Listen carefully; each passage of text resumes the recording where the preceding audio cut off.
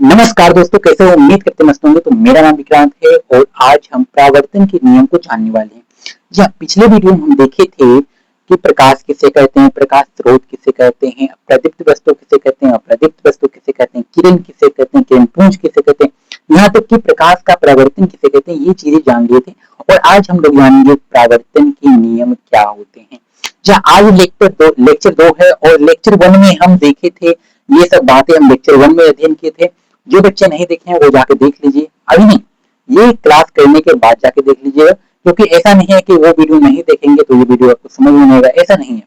ये लेक्चर कर लीजिएगा, उसके बाद जाके वो लेक्चर भी देख लीजिएगा, क्योंकि मेन पॉइंट बताए हैं कि एग्जाम में पूछा ही जाएगा। तो चलिए, आज हम लोग परावर्तन के नियम को जानने वाले हैं। परावर्तन के नियम को जानने से पहले हमें 7 चीजें जाननी होगी। क्या? परावर्तन के नियम को जानने से पहले हमें 7 ऐसी चीजें जाननी होगी, तभी हम परावर्तन के नियम को समझ पाएंगे अच्छे तरीके से। तो वो 7 चीजें क्या है, तो मेरे साथ लगेगा। पहला होगा समतल दर्पण। क्या होगा भाई? पहला होगा समतल दर्पण, समतल दर्पण। दूसरा हो जाएगा अपतन बिंदु। क्या होगा? अपतन बिंदु। दूसरा हो जाएगा अपतन बिंदु। तीसरा हो जाएगा अपतन कोण। क्या? अपतन कोण, सॉरी, अपतित किरण, आई एम सो सॉरी, अपतित किरण। चौथा हो जाएगा प्रावर्तित किरण। क्या हो जाएगा? प्रावर्तित किरण, प्रावर्तित किरण। छठा क्या हो जाएगा? सॉरी, पांचवा क्या हो जाएगा? पांचवा अभिलंब हो जाएगा, अभिलंब। छठा हो जाएगा, छठा हो जाएगा आपतन कोण। क्या? आपतन कोण, अपतन कोण। और सातवां लास्ट हो जाएगा परावर्तन कोण। क्या? परावर्तन कोण, परावर्तन कोण। देखिए, ये सब चीजें बेसिक है और ये सब चीजें आप क्लास 8 में जान चुके हैं, लेकिन जो बच्चे नहीं पढ़े हैं तो कोई बात नहीं, हम पूरा पढ़ा देंगे, पूरा बेसिक से लेकर चलेंगे। तो पहले ये 7 चीजों के बारे में हमको जानना होगा, तब हम परावर्तन के नियम को अच्छे तरीके से समझ पाएंगे। तो चलिए, ये सातों चीजें की परिभाषा हम जानते हैं। सबसे पहले बात करते हैं समतल दर्पण की। क्या? सबसे पहले बात करते हैं समतल दर्पण की। तो समतल दर्पण की कुछ मुख्य बातें हैं, आप लोग कॉपी किताब में नोट करिएगा।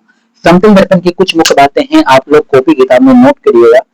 चलिए, सबसे पहले है कि समतल समतल दर्पण की फोकस, समतल दर्पण की फोकस। अगर एग्जाम में आए कि समतल दर्पण की फोकस कितनी होती है, तो आप लोग क्या बोलेंगे? हाँ, समतल दर्पण की जो फोकस होती है ना, फोकस दूरी कितनी होती है समतल दर्पण की? तो समतल दर्पण की जो फोकस होती है वो होती है अनंत। क्या होती है? अनंत। याद रखिए, इसको अनंत पढ़ते हैं, इसको अनंत पढ़ते हैं, अनंत पढ़ते हैं। जो फोकस, सॉरी, समतल दर्पण की जो फोकस दूरी होती है ना, वो पूरा अनंत होती है। अनंत का मतलब हम जहां तक देख सकते हैं वहां तक हम देख सकते हैं। तो समतल दर्पण की जो फोकस दूरी होती है वो अनंत होती है। अब एग्जाम आएगा कि समतल दर्पण की 3 विशेषता बताएं। क्या? समतल दर्पण की 3 विशेषता देखिएगा, मेरे साथ कॉपी में नोट करिएगा, सिर्फ लेक्चर नहीं देखिएगा, कॉपी में नोट भी करिएगा। समतल दर्पण की विशेषताएं, समतल दर्पण की 3 विशेषताएं एग्जाम में पूछी जाती है, इसमें हम 3 विशेषता ही बता रहे हैं। विशेषताएं, समतल दर्पण की विशेषताएं। तो क्या है समतल दर्पण की विशेषताएं? चलिए जानते हैं। सबसे पहले लिखिएगा, सबसे पहले कि समतल दर्पण सीधा होता है। क्या लिखिएगा? समतल दर्पण सीधा होता है। समतल दर्पण, दर्पण सीधा होता है। क्या? सीधा होता है, सीधा होता है। दूसरा लिखिएगा कि समतल दर्पण, क्या लिखिएगा? समतल दर्पण, समतल दर्पण, समतल दर्पण पार्श्विक में। क्या? पार्श्विक में, पार्श्विक में उल्टा होता है। अब लोग ये क्या खेल खिला रहे हैं, कभी सीधा कभी उल्टा? हाँ, वो भी हम एक्सप्लेन कर रहे हैं। समतल दर्पण सीधा होता है, ये बात याद रखिए, समतल दर्पण सीधा होता है और पार्श्विक में उल्टा होता है। यानी आप के घर में समतल, हर किसी के घर में समतल दर्पण होता है, तो आप आईने में देखेंगे, अक्षर को देखेंगे तो अक्षर पलटा हुआ दिखेगा, यानी उल्टा दिखेगा। तो भाई पार्श्विक, पार्श्विक में ना समतल दर्पण में पार्श्विक में उल्टा दिखता है, समतल दर्पण पार्श्विक में उल्टा होता है, ये बात याद रखिएगा। चलिए आगे जानते हैं तीसरा, तीसरा जानेंगे कि समतल दर्पण, समतल दर्पण, समतल दर्पण वस्तु वस्तु का आकार आकार के बराबर बराबर प्रतिबिंब बराबर प्रतिबिंब का आकार होता है। तो मैंने क्या लिखा कि समतल दर्पण वस्तु के आकार के बराबर प्रतिबिंब का आकार होता है। ठीक है, समतल दर्पण यानी समतल दर्पण में कोई अगर वस्तु रखेंगे तो जितना बड़ा वस्तु होगा उतना ही प्रतिबिंब उस समतल दर्पण में दिखेगा। ठीक है, चलिए तो इतना काफी है, 3 विशेषता काफी है, ये बात याद रखिएगा, कॉपी में नोट कर लीजिए। अब चलते हैं समतल दर्पण के बारे में। तो हम जान लिए आपतन बिंदु, अपतित किरण, परावर्तित किरण, विलंब, आपतन कोण, परावर्तन कोण के बारे में भी जान लेते हैं। तो इसको इरेज कर लेते हैं। चलिए, समतल दर्पण हमेशा सीधा भी होता है, ये बात भी याद रखिएगा, समतल दर्पण हमेशा सीधा होता है। चलिए, तो एक समतल दर्पण का स्ट्रक्चर हम बनाते हैं। स्ट्रक्चर के माध्यम से हम ये सारी परिभाषा बता देंगे, रटने की कोई जरूरत नहीं है, बस समझने की जरूरत है, ये सारी चीजें हम बता देंगे। चलिए, पहला एक समतल दर्पण बनानी है। क्या एक समतल दर्पण बनानी है? ये क्या है? ये समतल दर्पण है। ये क्या है? ये है समतल दर्पण। ये है समतल दर्पण। ये क्या चीज है? तो ये समतल दर्पण है। अब चलिए, अब यहाँ पे पहला बोला समतल दर्पण, एक समतल दर्पण हम बना दिए। पहला बोला समतल दर्पण, तो एक समतल दर्पण हम बना दिए। अब बोल रहा है आपतन बिंदु। अब क्या बोल रहा है? अब बोल रहा है आपतन बिंदु। तो एक बिंदु ले लेंगे पूरे बीचों बीच एक बिंदु ले लेंगे। पूरे बीचों बीच क्या एक बिंदु दे देंगे। क्या बिंदु दिख रहा है? हाँ, दिख रहा होगा। तो पूरे बीचों बीच एक बिंदु दे देंगे। अब बोल रहा है आपतित किरण। अब बोल रहा है आपतित किरण, तो आपतित किरण एक यहाँ से एक आपतित किरण दे देंगे। ये थोड़ा टेढ़ा बन गया है, इसको सीधा बना लेते हैं। चलिए, एक आपतित किरण हम बना देंगे। आपतित किरण यानी एक बिंदु पर पड़ रही है आपतित किरण, तो आपतित किरण बना देंगे। फिर बोला परावर्तित किरण, तो एक परावर्तित किरण भी बना देंगे। एक परावर्तित किरण भी बना देंगे। इसको इस तरह से दर्शाएंगे। फिर बोला एक अभिलंब, तो बीच में एक अभिलंब भी खींच देंगे। फिर बोला आपतन कोण, तो एक आपतन कोण बना देंगे। फिर बोला परावर्तन कोण, तो एक परावर्तन कोण भी हम बना देंगे। ठीक है, ये इतना चीजें हम कर लिए हैं। अब इसका परिभाषा लिखना स्टार्ट करते हैं। तो इसको पहले दर्शा देते हैं। ये है आपतित किरण। ये क्या है? ये भाई आपतित किरण है। आपतित किरण। चलिए, ये क्या है? ये है आपतन कोण। कैसे लिखूं? ये है आपतन कोण। इस तरह लिखिएगा, अपना कॉपी नोट करिएगा। ये है परावर्तित किरण। ये है परावर्तित किरण। ये क्या है? ये है परावर्तन कोण।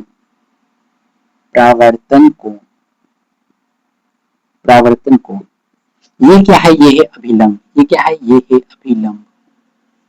अभिलंब। ठीक है, क्लियर? इतना तक क्लियर? चलिए, अब इसका परिभाषा जान लेते हैं। अपन इसका परिभाषा क्या होता है ये भी जान लेते हैं। तो हमें समतल दर्पण की क्या हमें परिभाषा जानना जरूरी है? तो नहीं, समतल दर्पण की परिभाषा हमें नहीं जानना, इसको इरेज कर देते हैं। अब ये 3 चीजें बचे हैं, इसका परिभाषा हम जानेंगे। तो इसको मिटाएं और स्ट्रक्चर के बगल में लिखिएगा, देश देखिए आपतन किरण, आपतित किरण। पहला लिखिएगा आपतित किरण। क्या लिखिएगा? आपतित किरण।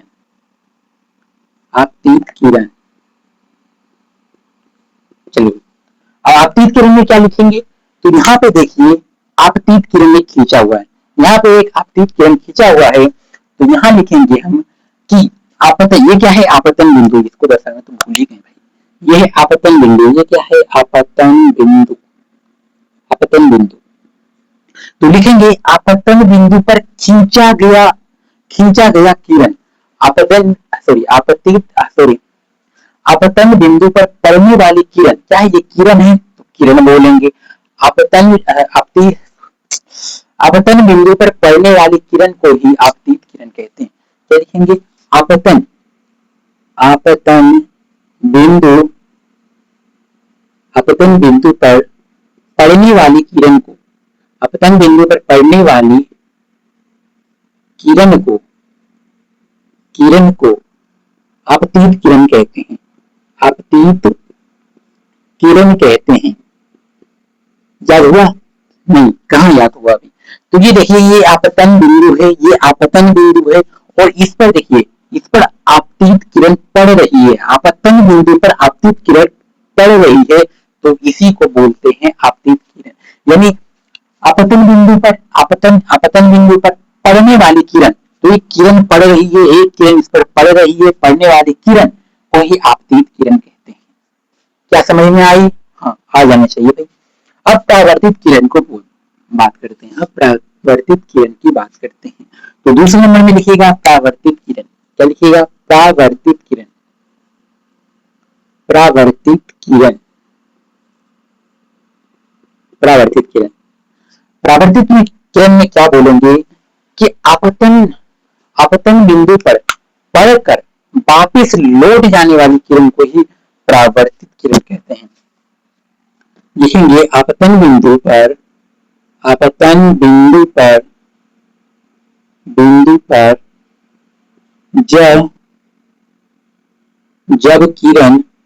जब किरण टकराकर, तो आपतन बिंदु है और एक किरण टकरा रही है, इस पर एक किरण क्या, ये किरण टकरा रही है, टकरा कर वापस लौट जाती है, वापस लौट जाती है।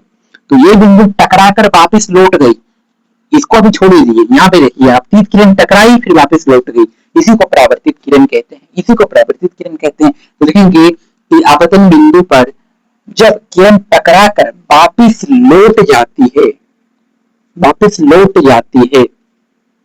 परावर्तित किरण कहलाती है, आपतित किरण कहते हैं। यहाँ पे देखिएगा, कहते हैं परावर्तित किरण कहलाती है, किरण कहलाती है। पर हाँ, तो क्या लिखे हैं परावर्तित किरण में कि आपतन बिंदु पर जब किरण टकराकर वापस लौट जाती है, तो उसी को परावर्तित किरण कहते हैं। समझ में आ गया? अब अभिलंब भी जान लेते हैं भाई। अभिलंब, अब तीसरा क्या है? तीसरा है अभिलंब।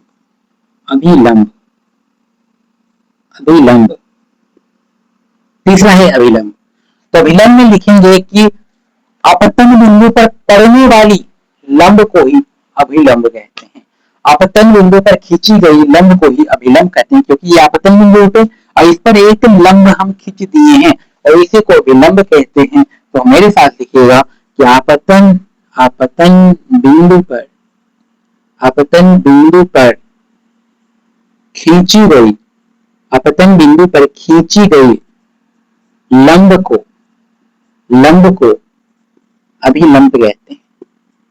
आपतन बिंदु पर खींची गई लंब को अभिलंब कहते हैं, अभिलंब कहते हैं। बताओ, क्लियर? ये तीनों चीज क्लियर हो गई? हाँ, हो गई। अब दो परिभाषा बच गया है, आपतन कोण और परावर्तन कोण। अब दो परिभाषा बचे हुए हैं, आपतन कोण और परावर्तन कोण। इसे भी जान लेते हैं, इसको नोट करनी है क्या? हाँ, कर लीजिए, स्क्रीनशॉट ले लीजिए। चलिए, इसको मिटा रहे हैं, इरेज कर लिया।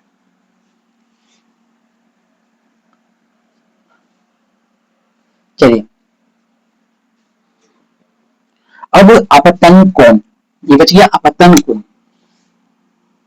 पांचवा लिखिएगा आपतन कोण। तो आपतन कोण बिल्कुल सिंपल है, कि ये आपतित किरण और अभिलंब के बीच को कोण को आपतन कोण कहते हैं। और यहाँ पे याद रखिए, इसे आई बोलते हैं, इसे आर बोलते हैं, और आई आर दोनों बराबर होता है। एक बार याद रखिए कि आपतन कोण और परावर्तन कोण दोनों बराबर होता है। ये हम आगे बताएंगे, अभी छोड़ दीजिए। आपतन कोण की परिभाषा क्या होगी? आपतित किरण और अभिलंब के बीच के कोण को ही आपतन कोण कहते हैं। देखिएगा मेरे साथ लिखिएगा, आपतित किरण तथा अभिलंब आपतित किरण तथा अभिलंब के बीच की कोण को आपतन कोण कहते हैं। आपतन कोण कहते हैं। समझ में आया? हाँ, आपतित किरण है और यह अभिलंब है, इसके बीच को कोण को आपतन कोण कहते हैं। ठीक है। अब प्रावर्तित कोण है तो प्रावर्तित कोण भी बिल्कुल इसी तरह होगा कि प्रावर्तित किरण और अभिलंब के बीच के कोण को प्रावर्तन कोण कहते हैं। सिंपल, हाँ सिंपल। चलिए छठा में चलते हैं। प्रावर्तन कोण।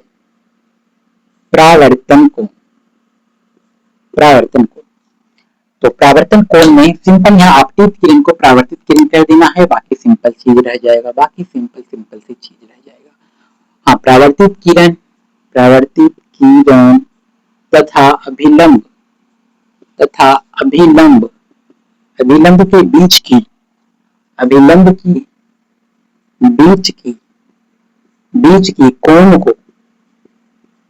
कोण को प्रावर्तन कोण कहते हैं। कौन से कोण कहते हैं? प्रावर्तन कोण कहते हैं।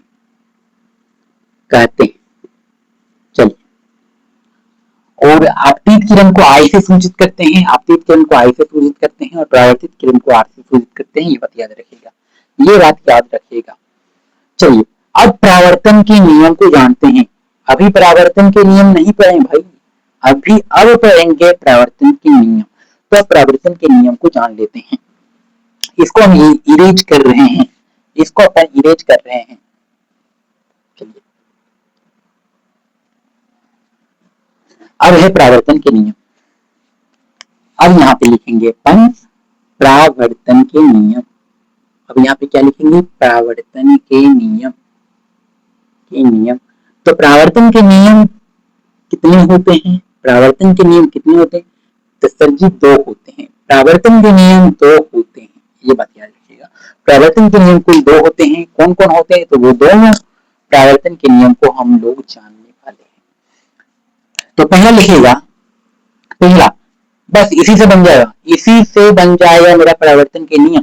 तो पहला लिखिएगा आपतित किरण। क्या लिखिएगा? आपतित किरण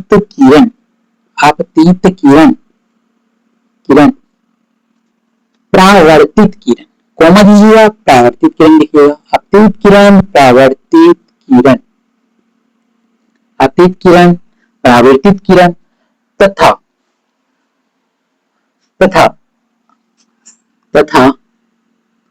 अपतन बिंदु पर। क्या? अपतन बिंदु पर खींचा गया अभिलंब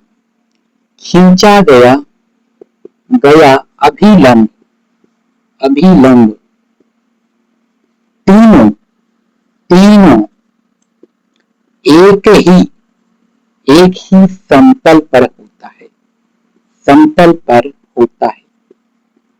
होता है। चलिए, क्या याद हुआ? नहीं हुआ? तुरंत याद हो जाएगा। यहाँ बोल रहा है आपतित किरण, ये आपतित किरण है। प्रावर्तित किरण, ये प्रावर्तित किरण है। तथा आपतन बिंदु पर खींचा गया अभिलंब तीनों एक ही समतल, ये समतल है, तीनों एक ही समतल पे होता है। आपतित किरण, प्रावर्तित किरण, अभिलंब तीनों एक ही समतल पे होता है। इसी को तो कहते हैं प्रावर्तन के नियम। क्या? आपतित किरण रटवा रहे हैं, रटना नहीं है, समझना है। आपतित किरण, ये आपतित किरण है। प्रावर्तित किरण, ये प्रावर्तित किरण है। अभिलंब है तो बीचों बीच अभिलंब खींचा गया है। आपतन बिंदु पर खींचा गया अभिलंब, सिर्फ अभिलंब नहीं बोलना है, आपतन बिंदु पर खींचा गया अभिलंब तीनों का एक ही समतल पे होता है, और इसी को कहते हैं प्रावर्तन के नियम। तो प्रावर्तन के नियम कुल 2 है। एक नियम तो जान लिए हैं, अब दूसरा नियम है। दूसरा नियम क्या हार्ड है? नहीं, इससे भी आसान है। दूसरा नियम इससे भी आसान है। सिंपल लिखिएगा, दूसरा नियम सिंपल लिखिएगा। आपतन कोण बराबर प्रावर्तन कोण। बस इतना ही। हाँ, इतना ही, बस इतना ही। क्या लिखिएगा? आपतन कोण बराबर प्रावर्तन कोण। सिंपल। प्रावर्तन के नियम खत्म। बताओ, मजा आया पढ़ने में? अब एक टॉपिक है प्रकीर्णन। अब एक लास्ट टॉपिक है प्रकीर्णन, इसके बाद वीडियो एंड कर देंगे और अगली लेक्चर में उत्तल दर्पण, अवतल दर्पण, काल्पनिक, आभासी, सारी चीजें हम वास्तविक, काल्पनिक, ये सारी चीजें हम अगली वीडियो में, अगली लेक्चर में जानेंगे। आज के लेक्चर में सिर्फ प्रकीर्णन जान के वीडियो को एंड कर देते हैं। तो प्रकीर्णन पढ़ने के लिए क्या तैयार है सभी के सभी? हाँ, इसको हम गिरेज कर रहे हैं, अपने कॉपी किताब पे लिख लीजिए। चलिए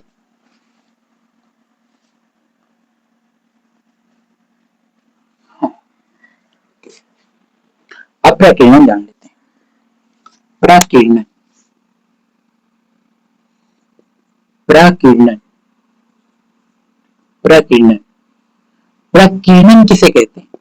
तो प्रकीर्णन का मतलब होता है चमकना। क्या होता है? प्रकीर्णन का मतलब होता है चमकना। याद रखिएगा, प्रकीर्णन का मतलब ही होता है चमकना। प्रकीर्णन का मतलब होता है चमकना, चमकना। परावर्तन का, प्रकीर्णन का मतलब होता है चमकना। ठीक है, क्लियर? चलिए अब समझने में आसानी होगा। देखिए, वायुमंडल में अनेक छोटे छोटे कण हैं। क्या आप लोग जानते हैं कि वायुमंडल में अनेक छोटे छोटे कण है? धूल कण उड़ते रहते हैं, वायु में उड़ते रहते हैं धूल कण, तो अनेक छोटे छोटे कण है। जब प्रकाश की किरण उस कण पे पड़ता है ना, तो वो कण जो होता है वो प्रकाश की किरण को अपनी ओर अब्जॉर्ब कर, यानी खा लेता है। प्रकाश की किरण को मानिए खा लेता है और चारों तरफ फैला देता है। वो रोशनी को खा के चारों तरफ फैला देता है, जिससे प्रकाश उत्पन्न हो जाती है और इसी को प्रकीर्णन कहते हैं। सिंपल? हाँ सिंपल। तो लिखेंगे मेरे साथ कि जब प्रकाश की किरण, जब प्रकाश की किरण किरण जब प्रकाश की किरण वायुमंडल में उपस्थित, वायुमंडल समझ रहे हैं? हाँ, ऊपर, आप आसमान में, वायुमंडल का मतलब होता है आसमान में। तो वायुमंडल में उपस्थित उपस्थित छोटे कण पर पड़ता है। जब प्रकाश की किरण वायुमंडल में उपस्थित छोटे कण पर पड़ता है तो वो कण प्रकाश की ऊर्जा को अवशोषित कर, प्रकाश की ऊर्जा को अवशोषित कर। तो प्रकाश की रोशनी लिख लिया, ऊर्जा कहिए तो रोशनी लिखने में अच्छा नहीं लग रहा है, इसमें प्रकाश का ऊर्जा लिख लीजिए। तो प्रकाश की ऊर्जा को अवशोषित कर वायुमंडल में चारों ओर फैला देती है। वायुमंडल में क्या? वायुमंडल में चारों ओर फैला देती है,